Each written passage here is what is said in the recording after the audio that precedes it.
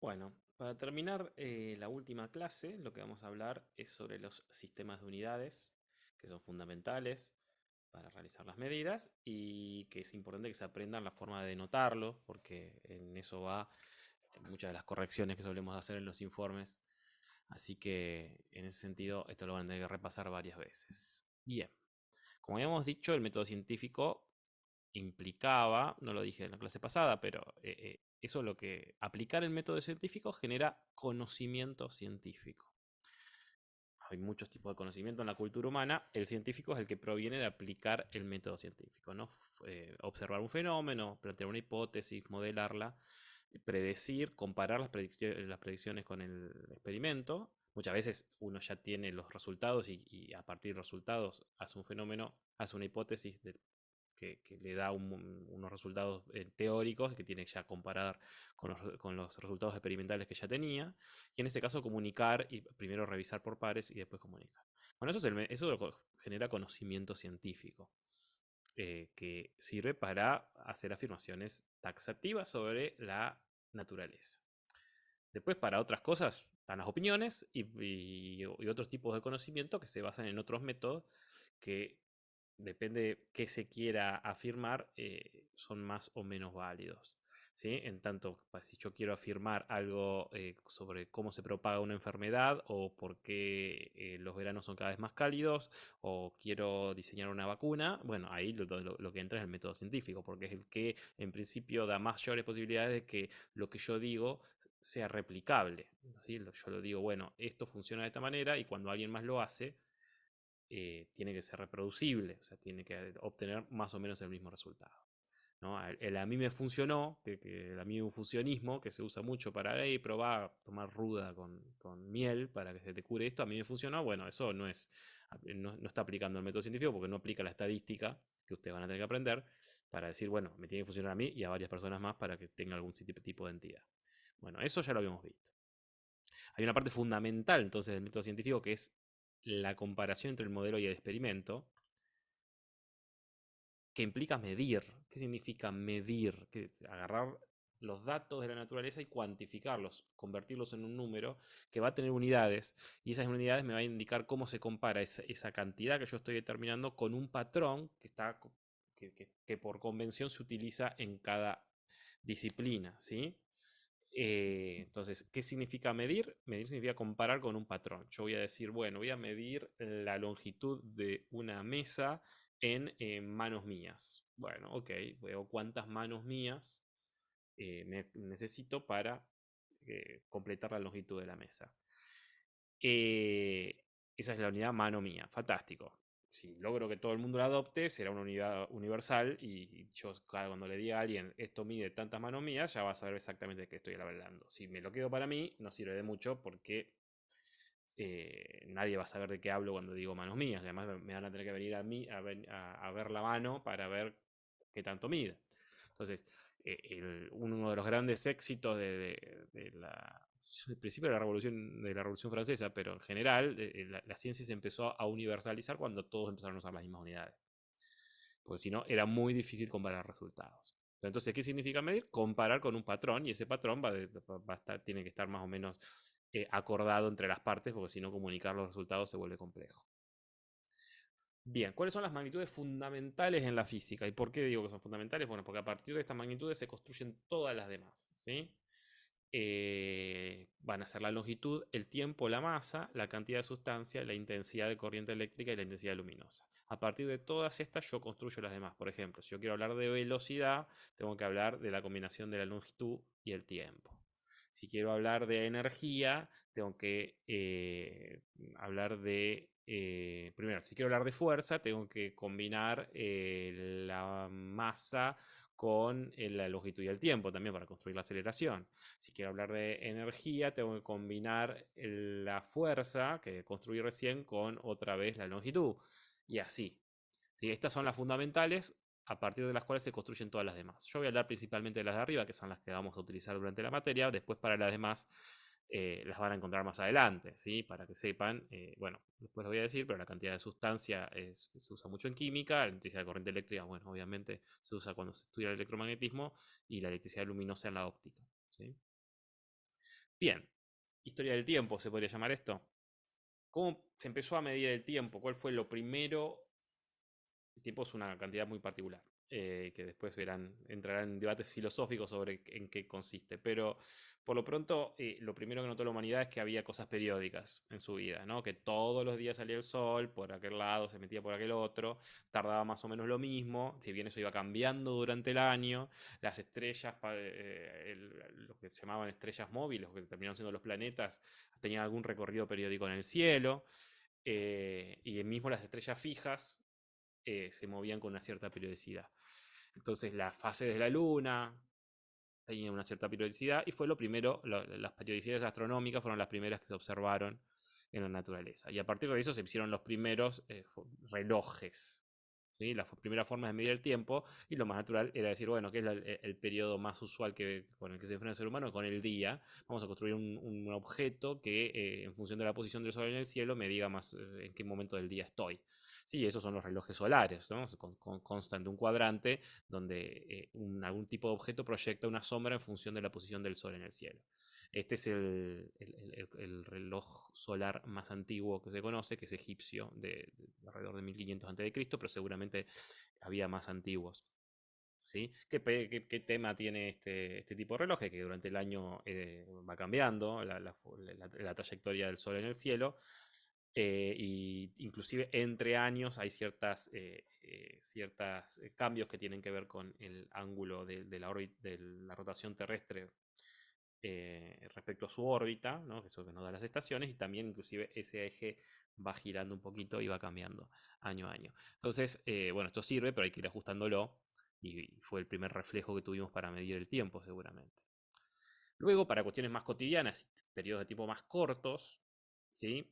Eh, se utilizaron objetos bastante ingeniosos. Por ejemplo, se usaban velas que tenían clavados clavitos, ¿no? Entonces, cuando la vela se iba consumiendo, clink, caían los clavitos, hacían ruido y le iban avisando a la gente que pasaba el tiempo. Eso se usaba qué sé yo, para medir horas de trabajo y demás, ¿no? Con la vela, viendo qué tan rápido se consumía la vela. Esto comprenderán que tiene el tema de que depende mucho de la vela, de las condiciones atmosféricas, entonces no es un tiempo, no es muy regular, va a depender muchísimo del material de la vela y otras cuestiones, pero bueno, localmente servía más o menos para determinar periodos de tiempo cortos. También las clepsidras, que son estos objetos que básicamente lo que medían era el tiempo que tardaba en desagotarse algún recipiente. ¿Sí? Y eventualmente, cuando hubo suficiente tecnología para trabajar el vidrio, los relojes de arena que todos conocemos se utilizaban para tiempos cortos. Sí, que tienen estas cosas que no son para nada universales. Depende de qué tipo de vela uso, cómo la prendo, depende de la geometría del cacharro que estoy viendo cómo desagota, y depende también de la forma que tiene el reloj de arena. Entonces son muy singulares en cada caso, sirve para obtener algún periodo de tiempo, pero no es para nada universal. ¿Sí? Esto empezó a cambiar cuando se inventaron el reloj mecánico. Los primeros relojes mecánicos, que son del siglo XIII, ¿sí? Utilizaban principalmente este mecanismo, que es lo que los permitió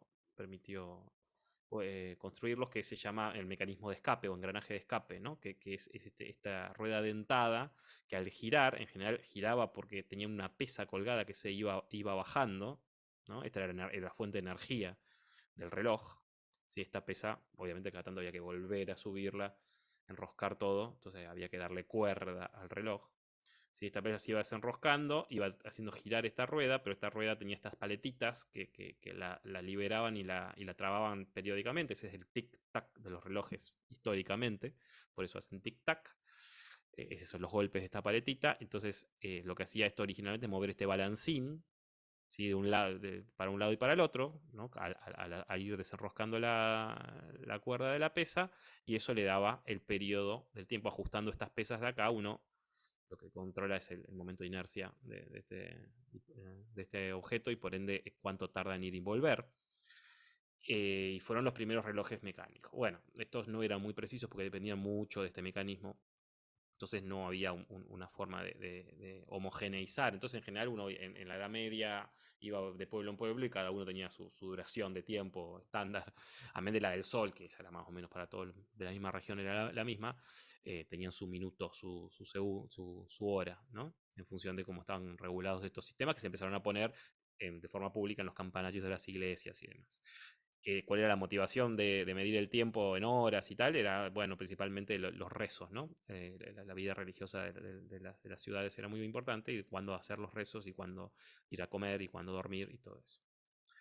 Muy bien, eventualmente, recién en el siglo XVII, Christian Huygens, al que nos vamos a volver a encontrar cuando estudiamos óptica, inventa el reloj de péndulo, que es igual al anterior, pero donde el periodo de liberación del engranaje lo da un péndulo, un objeto que es básicamente pesado, colgado de una cuerda o de una varilla muy delgada, cuya oscilación depende, lo vamos a aprender lo van a aprender en física 1, depende exclusivamente de la longitud de la varilla. ¿Sí? No depende de la masa que está colgada abajo, solamente depende de la longitud de la varilla y de la intensidad del campo gravitatorio en donde uno esté, que bueno, en general, sobre todo la Tierra es más o menos parecido. Entonces eso hacía que yo te podía decir, si vos armabas en otro lugar del mundo un reloj con un péndulo de determinada longitud, vos tenías el mismo tic-tac que yo y podíamos empezar recién ahí a definir un segundo homogéneo entre todos, porque estos eran los primeros objetos que tenían precisión o exactitud, mejor dicho, de segundos. ¿Sí? Y esto permitió, además de empezar a hacer experimentos más precisos a la hora de yo querer medir tiempos, fue la verdad una revolución en ese sentido.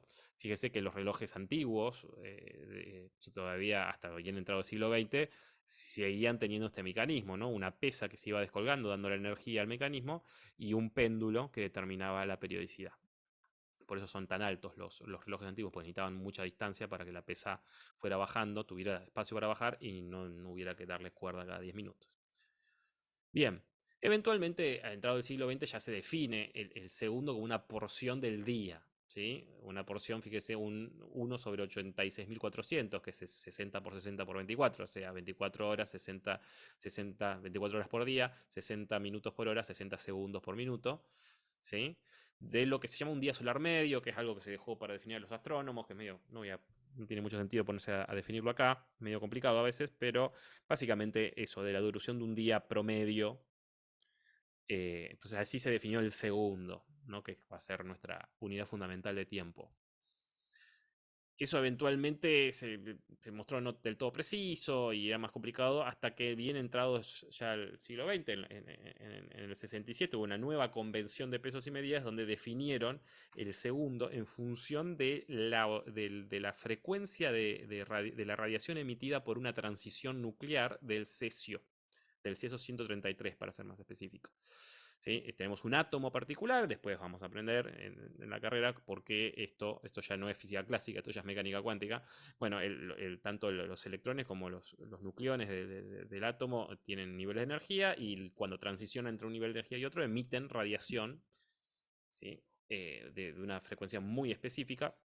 Entonces, fijando esa la frecuencia de este isótopo particular del cesio, se dijo, bueno, un segundo va a ser la inversa de esa frecuencia. Y así definimos el segundo en función de una constante universal, ¿no? En el sentido de que era algo que el cesio es el mismo en todos lados, este tipo de cesio, y cualquiera podía hacer el experimento en cualquier lado y determinar cuánto vale un segundo sin necesidad de andárselo contando. Y es algo que en principio es estable durante la historia humana. ¿Sí? Ahora, con la longitud pasó una secuencia más o menos parecida. Inicialmente había patrones locales, ¿sí? Que era el famoso codo, que era la longitud del codo a la punta de los dedos del faraón. Entonces, ese era, durante mucho tiempo fue la unidad en Egipto. Se repartían varillas que tenían esa longitud, era más o menos de medio metro, si bien aún así tenían variaciones, subdivididas en subunidades para las longitudes más chiquitas. Esta es la palabra codo en el idioma de Egipto, que ahora no recuerdo el nombre. Sí. Y se repartían estas varillas y esto servía de patrón y todos usaban la misma unidad dentro del imperio. Eso era así en un montón de otros lugares y cada reino tenía su unidad, muchas veces en términos de codos, manos, pies, brazas y así, ¿no? En términos de longitudes de partes del cuerpo, ¿sí? Lo que pasa es que, bueno, eso tenía una validez local. ¿Qué pasó? Recién hasta el siglo XVIII, a fines del siglo XVIII, con la Revolución Francesa, se empezó a orientar hacia un patrón universal. La Revolución Francesa, entre muchas otras cosas de las que hizo, además de cortarle la cabeza a mucha gente, se instalaron para sacarse de encima los patrones basados en partes del cuerpo de los reyes, como a los reyes no les caían bien. eh, Inventaron el sistema métrico. Además, otro tema, estas unidades antiguas tenían unas relaciones totalmente estrambóticas entre unidades y subunidades. 28,5 de una era la siguiente y un tercio y medio de la otra. Era una cosa súper complicada. Los franceses, con muy buen tino, inventaron el sistema métrico donde las unidades fundamentales se dividen o se multiplican por 10 y se van obteniendo las subunidades. Para eso, entonces, eligieron una longitud que era un millonésimo o un 10 millonésimo, no me acuerdo, hay que hacer la cuenta, de la distancia, de la longitud del meridiano que pasaba por París. Para eso tuvieron que hacer una expedición muy divertida, mucha aventura entre Francia y Barcelona para medir este cachito y de ahí extrapolar cuánto valía todo esto. Y un 10 millonésimo de esa cantidad pasó a ser el metro, que lo fijaron en unas barras de iridio, que tiene esa estructura para que sean livianas, pero además muy rígidas. Y entonces dijeron, bueno, esta es la barra, lo que se llama metro patrón. El metro es lo que mide esta barra, y entonces lo que hicieron reproducciones de esas barras y las repartieron por todo el mundo. Y ese fue el patrón de longitud hasta bien entrado el siglo XX. Este es el logo de la Oficina Internacional de Pesos y Medidas, que queda todavía está en París, y que es la que mientras utilizaron patrones físicos, tuvo los patrones físicos originales en sus oficinas. Ahora, ¿qué pasa si esa barra cambia de longitud? O sea, si se corta, si se gasta, si pierde material, se expande, se contrae de alguna manera. Bueno, nunca nos vamos a enterar, porque si eso es el metro se nos va a estar cambiando de longitud y siempre lo vamos a referir a eso, y nos va a estar cambiando de longitud nuestra unidad fundamental. Entonces, eso no está bueno y llevó a la idea, durante el siglo XX y con los avances técnicos que esto permitió, de referir todas las unidades fundamentales a constantes fundamentales, a cosas que estén en la naturaleza y que no cambien, ¿sí? Entonces, entre el 60 y el 83, la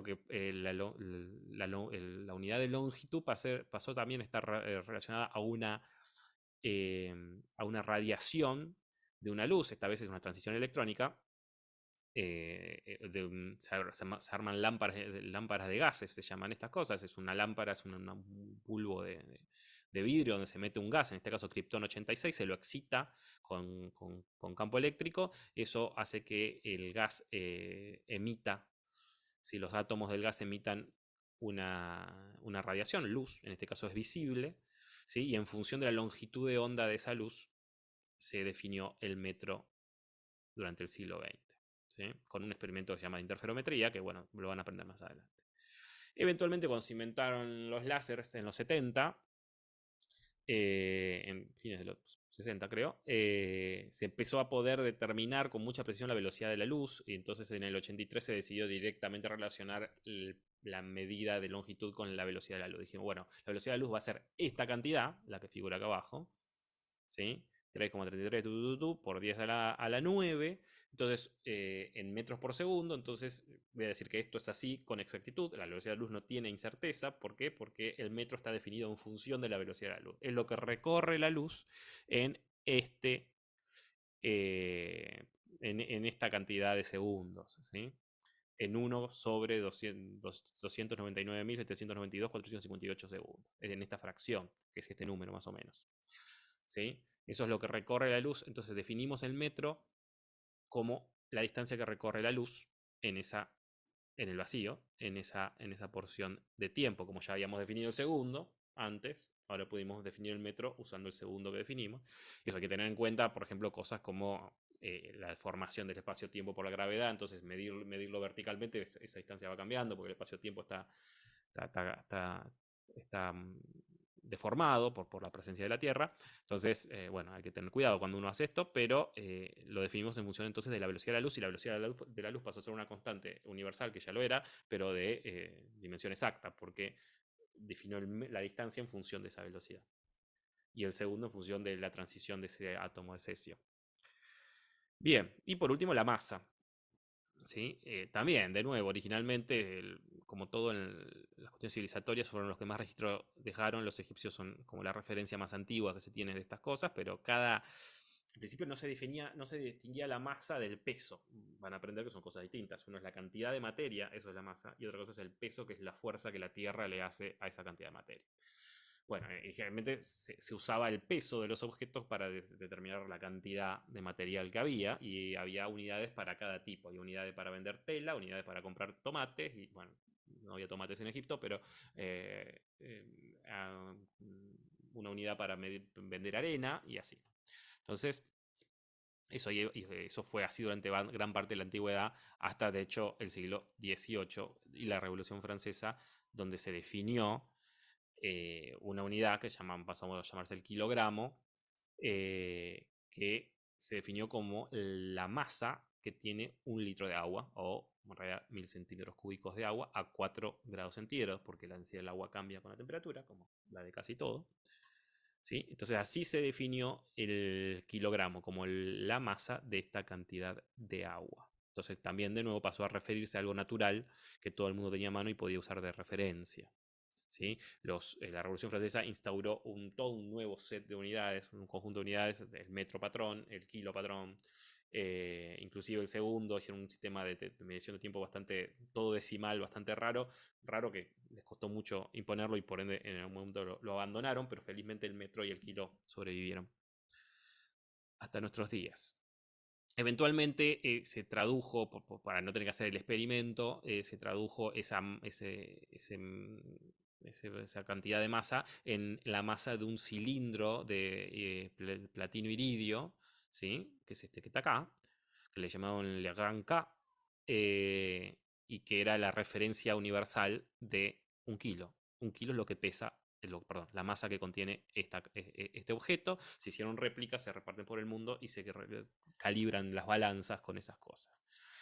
Y así fue que hasta hace poquito, hasta 2018, el kilogramo fue la única unidad del sistema internacional que seguía referida a un objeto físico. Había un kilo patrón. Hasta 2018, en donde dijeron, bueno, basta con esto, tenemos que definir todas las unidades respecto a constantes fundamentales. Entonces va a ser muy complejo, que no se los puedo explicar porque es bastante complejo de hacer el experimento, pero se fijó la cantidad de otra constante universal, que es la constante de Planck H, que es muy importante en mecánica cuántica, y haciendo un experimento electromagnético, donde se genera alguna fuerza electromagnética y se observa en función de la corriente y del voltaje cuánto es esa fuerza. Se puede definir utilizando las definiciones anteriores de metro en función de la velocidad de la luz y de segundo en función de la radiación del cesio, un kilogramo electromagnético que va a pasar a ser el kilogramo patrón, que ya no está referido a un objeto, porque con el objeto el kilo patrón pasaba lo mismo que con el metro patrón. Iba perdiendo material a lo largo del tiempo, y eso nos iba corriendo la escala y no estaba bueno. Así que recién en 2018 se cerró el ciclo de pasar todas las referencias de las unidades fundamentales a constantes fundamentales de la física. Bueno, entonces así fue que se creó el sistema, o se terminó el sistema internacional, que es el sistema que vamos a utilizar, que se utiliza en ciencias, es el tema más razonable para hacerlo. Fíjense que hasta que no estaba el sistema métrico, que ahora se llama sistema internacional, se usaban estos sistemas imperiales con las yardas, los pies, las libras, una cosa espantosa que no tiene ningún sentido, que algunos países se empecinan en seguir usando, pero que el resto de la gente usa, y sobre todo en ciencia solo se puede usar el sistema internacional. Entonces es importante que lo aprendan y que sepan cómo denotar sus unidades, ¿sí? Entonces para la masa usamos el kilo, que está referido a la constante de Planck. Para la distancia usamos el metro, que está referido a la velocidad de la luz. Bueno, inicialmente estaba referido el kilo a esta cantidad, al cilindro este. El metro estaba referido a la barrita que les mostré, que venía de la longitud del meridiano. El segundo estaba referido justamente a la duración de un día. La corriente eléctrica, algún experimento con corriente. El Kelvin, que es la unidad de temperatura, está referido al punto triple del agua. El mol, que es la cantidad de sustancia, está referido a la cantidad de sustancia en un determinado material. Y la candela, que es la, la intensidad lumínica está referida a cuánto emitía un cierto tipo de lámpara. Eventualmente, y hoy, el sistema internacional moderno, a partir de 2019, se terminó de definir todo en función de constantes fundamentales, como son la constante de Planck, la velocidad de la luz, la transición esta del cesio, la carga del electrón, la constante de Boltzmann y el número de Avogadro. ¿Sí? Este es el sistema internacional moderno que se terminó de definir en términos de constantes fundamentales en 2018. Bien, entonces, cuestiones importantes que tienen que hacer bien cuando escriban los informes. Las unidades son, los nombres de las unidades son sustantivos comunes, por lo cual van en minúscula. No vale escribir kilogramo con mayúscula, ni metro con mayúscula. Inclusive las unidades que provienen de apellidos, como son el Newton o el Ampere o el Kelvin, el nombre de la unidad se escribe con minúscula. ¿Sí? Cuando escriben así, es raro escribir metro, todo, pero cuando se escribe, el nombre de la unidad va con minúscula. No se aceptan en los informes científicos y en los de esta materia, no se aceptan abreviaturas. GR no, es para el almacén, no es para el laboratorio. Se usan los símbolos y no las abreviaturas de las unidades. El símbolo del gramo es la G. Si utilizan bien el sistema internacional, es unívoco. Ustedes ven una G y saben que es un gramo. Entonces, el metro, el nombre de la unidad es metro, se escribe con minúscula, el símbolo es la M. El kilogramo es la única unidad que tiene el prefijo antes, porque kilo significa 1000 gramos, ¿sí? Y va como kg, ¿sí? Con minúscula. El segundo, la S con minúscula, no es seg, no es sg, porque si pone una G se va a pensar que son gramos, ¿sí? Es S. El Kelvin, la K es mayúscula porque proviene de un apellido, pero el nombre de la unidad es minúscula, justamente para diferenciarlo del apellido. Lo mismo el ampere y bueno, no la candela es sustantivo común, y el mol. ¿Sí? Y después algunas que todavía que se pueden aceptar, algunas unidades que se pueden aceptar, como son el litro para el volumen, y la hectárea para la superficie, el minuto o las horas o los días, pues depende del tiempo que uno quiera medir y tal. Bien. Y las unidades derivadas que se hacen que se construyen combinando las unidades fundamentales, ¿sí? Como el Newton, que lo van a usar mucho, que es metro por kilogramo sobre segundo al cuadrado. Sí, fíjense que se escribe con minúscula el nombre de la unidad, pero el símbolo de la unidad va con N mayúsculo. El Newton, el Watt, el Joule también lo vamos a usar, el Hertz, ¿sí? Y bueno, estos que van con mayúscula los símbolos son en honor a una persona. Son unívocos estos símbolos, ¿sí? No hay dos símbolos iguales, no se pueden confundir si los usan bien, ¿sí? Por eso es pertinente todo esto. Y después están los prefijos y sufijos, los prefijos, mejor dicho, que nos dicen para subunidades, como decir, el gramo es la unidad, si bien usamos el kilogramo como unidad fundamental, el gramo es la unidad sin prefijo, kilogramo es acá adelante, significa 1000 gramos, 10 a la 3, ¿sí? Kilómetro significa 1000 metros, 10 a la 3 metros. Entonces, esta acá pasan a ser prefijos, no son parte de la unidad realmente. ¿Sí? Kilolitro pasa a ser 1000 litros.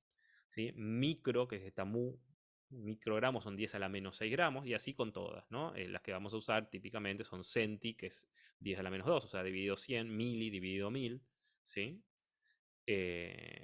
Hecto multiplicado por 100, kilo multiplicado por 1000, ya lo habíamos dicho. Y después, arriba del 1000 sí los prefijos tienen mayúscula cuando acompañan a otra unidad, porque nos quedamos sin letras básicamente. Y mega, giga, tera, peta se usa mucho en computación, estos ya lo conocerán. Bien, entonces es importante respetar estas reglas, que ya sé que es medio aburrido escuchar esto, pero para que no se confundan las unidades en los trabajos científicos.